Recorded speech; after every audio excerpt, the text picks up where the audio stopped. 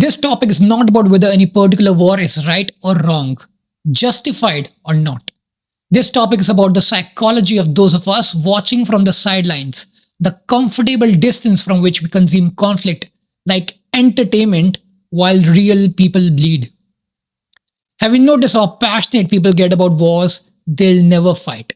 How eager they are to debate military strategies from their living rooms to argue about what should be done while sipping tea or coffee in their pajamas.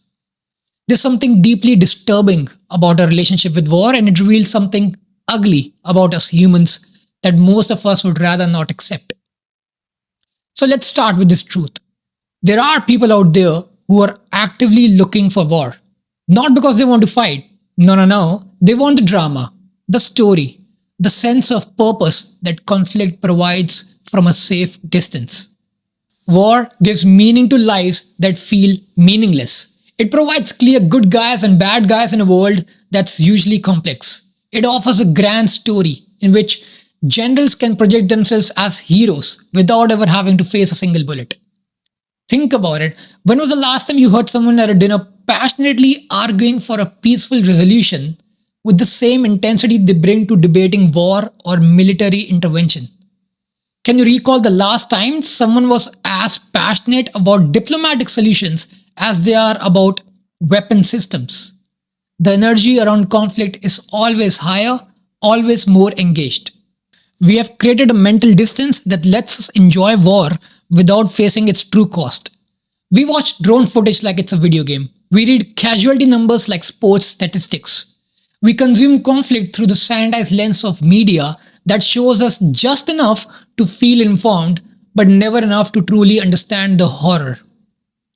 There's this thought experiment that was once proposed to a US president. They suggested putting the nuclear launch codes in a capsule implanted next to a volunteer's heart. To launch nuclear weapons, the president would have to personally kill that one human being with a knife to get to the codes. The point was not to make nuclear war impossible. It was to force the decision maker to confront the reality of death directly, to eliminate the mental distance that makes mass killing an abstract concept. So why do you think that suggestion was never implemented?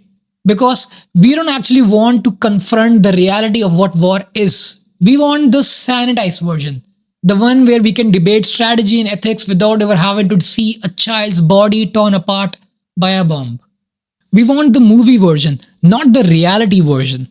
What we have instead is what psychologists call an availability cascade. We see these vivid images: explosions, military tanks, jets, speeches, and our brains wired to respond to dramatic stimuli create an emotional response even if we don't fully understand what's happening or what war is really like. The media feeds us just enough imagery to trigger our emotional responses, but never enough to truly educate us about the cost. And here's another thing. Our brains are wired to get along with the group. The reward of being accepted, of belonging, often outweighs our genuine desire for truth.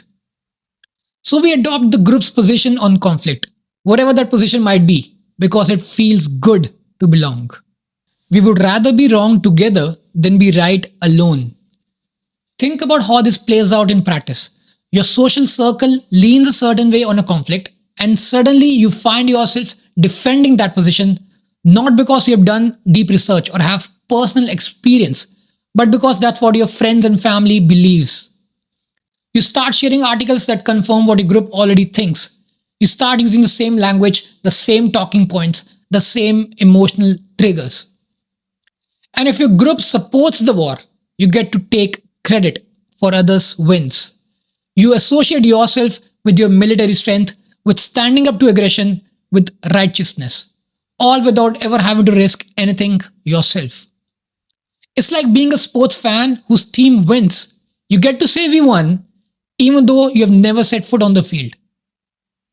But what we're really avoiding is the actual human cost. The soldiers who come back home broken, the families torn apart, the children who lose their parents, the veterans who can't integrate back into society because they've seen and done things that the rest of us can't even imagine. We care about these people from a distance, But do we really care about their actual experience? Or do we just care about the story we tell ourselves about their sacrifice?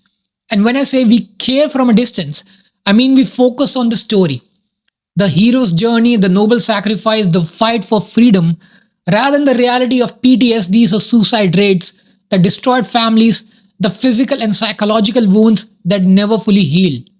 We want the clean story, not the messy truth. This is why most of us prefer not to know the full extent of what soldiers actually experience in combat. It's not just the physical danger to them, it's also the moral injury, the things they're asked to do that violate their sense of right and wrong. It's easier to support a war when you don't even have to think about 19-year-olds who has been ordered to shoot first and ask questions later. And it's not just about soldiers. We do the same thing with civilian casualties. We turn them into numbers, statistics, collateral damage. We don't want to think about the family dinner that was interrupted by an explosion, the wedding that became a mass slaughter, the children who now live in constant fear. These things are too real, too immediate, too heartbreaking to fully absorb while maintaining our comfortable distance. So, what's really happening here? We're using war as a form of emotional regulation. It gives us a place to put our fear, our anger, our sense of powerlessness. It provides clear enemies and simple solutions in a world that usually offers neither. It lets us feel righteous, protective, strong, all from the safety of our homes. And the media understands this perfectly. They feed us just enough reality to make it feel authentic, but filter out enough horror to keep us consuming.